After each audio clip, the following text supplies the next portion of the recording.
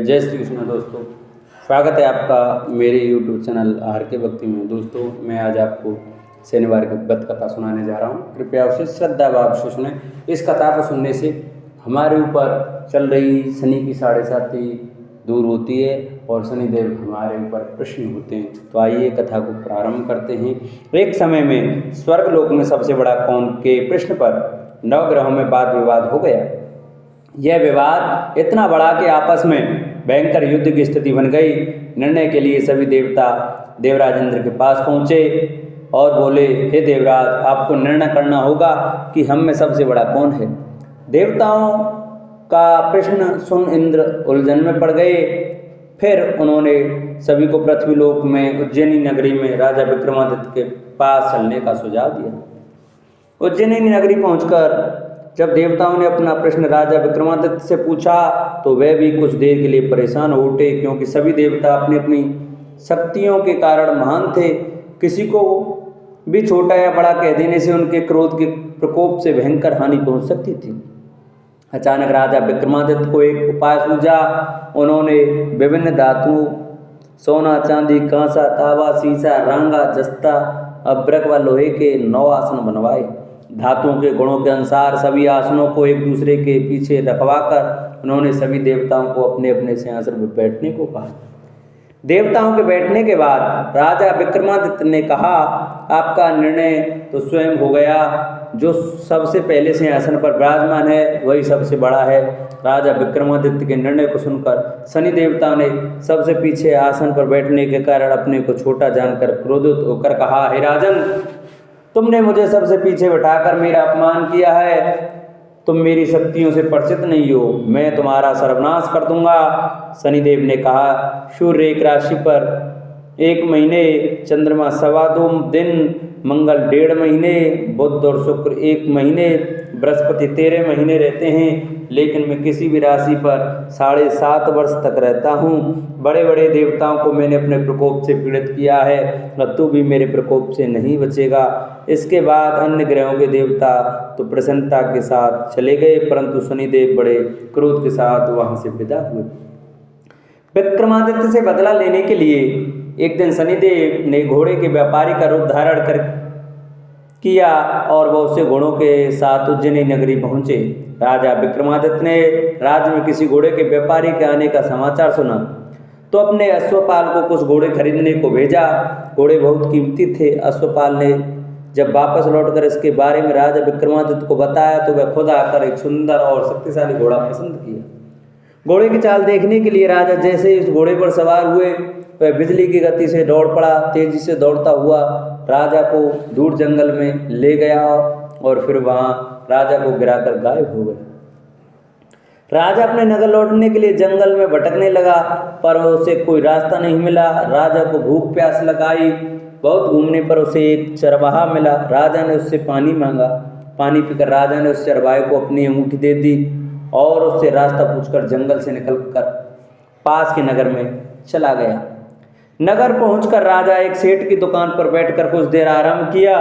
राजा के कुछ देर दुकान पर बैठने से सेठ जी की बहुत बिक्री हुई। सेठ ने राजा को भाग्यवान समझा और उसे अपने घर भोजन पर ले गया। सेठ के घर में सोने का एक हार खूंटी पर लटका हुआ था। राजा को उस कमरे में छोड़कर सेठ कुछ देर के लिए बाहर चला गया। तभी एक आश्चर्य घटना घटी। राजा के देखते देखते सोने के उस हार को खूंटी निकल गई। सेठ ने जब हार गायब देखा तो उसने चोरी का संदेह राजा पर किया और अपने नौकर से कहा कि इस परदेशी को रस्सियों से बांधकर नगर के राजा के पास ले चलो। राजा ने विक्रमादित्य से हार के बारे में पूछा तो उसने बताया कि खूंटी ने हार को निगल लिया। इस पर राजा क्रोधित होकर चोरी करने के अपराध में विक्रमादित्य के हाथ पांव काटने का आदेश दे दिया। सैनिकों ने राजा विक्रमादित्य के हाथ पांव कट कर उसे सड़क पर छोड़ दिया। कुछ दिन बाद एक तेली उसे उठाकर अपने घर ले गया और उसे कोलू पर बैठा दिया। राजा आवाज देकर बैलों को हाँकता रहता। इस तरह तेली का तेल चलता रहा और राजा को भोजन मिलता रहा। शनि के प्रकोप की 7.5 पूरी होने पर वर्षा ऋतु प्रारंभ हुई। एक रात विक्रमादित्य मेघ मल्हार गा रहा था। तभी नगर की राजकुमारी मोहिनी रथ पर सवार उस घर के पास से गुजरी। उसने मल्हार सुना तो उसे अच्छा लगा और दासी को भेजकर गाने वाले को बुलाने को कहा। दासी लौटकर राजकुमारी को अपंग राजा के बारे में सब कुछ बता दिया।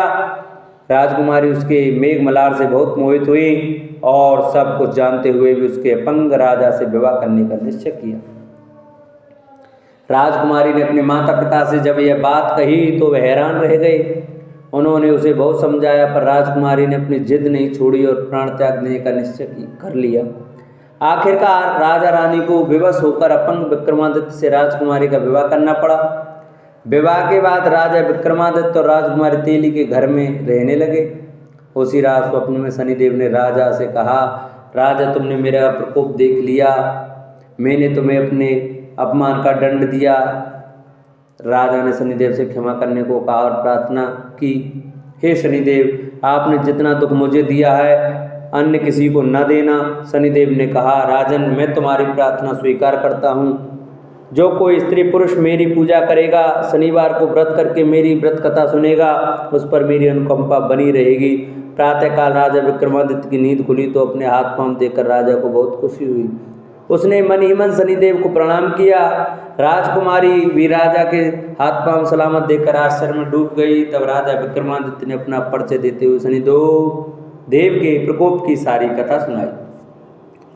इधर सेठ को जब इस बात का पता चला तो दौड़ता हुआ तेली के घर पहुंचा, राजा के चरणों में गिरकर क्षमा मांगने लगा।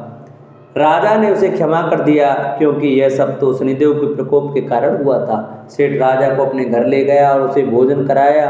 भोजन करते समय वहाँ एक आश्चर्य घटना घटी। सबके देखते देखते उस खूंटी ने हार उगल दिया। सेठ जी ने अपनी बेटी का विवाह भी राजा के साथ कर दिया और बहुत से स्वर्ण आभूषण धन आदि देकर राजा को विदा किया। राजा विक्रमादित्य राजकुमारी मोहिनी और सेठ की बेटी के साथ उज्जैनी पहुंचे तो नगरवासियों ने हर्ष के साथ उनका स्वागत किया। अगले दिन राजा विक्रमादित्य ने पूरे राज्य में घोषणा कराई कि शनिदेव सब देवों में सर्वश्रेष्ठ हैं। प्रत्येक स्त्री पुरुष शनिवार को उनका व्रत करें और व्रत कथा अवश्य सुने। राजा विक्रमादित्य की घोषणा से शनिदेव बहुत प्रसन्न हुए। शनिवार का व्रत करने और व्रत कथा सुनने के कारण सभी लोगों की मनोकामना शनिदेव की अनुकंपा से पूरी होने लगी। सभी लोग आनंद पूर्वक रहने लगे। बोलो शनिदेव भगवान की जय। जिन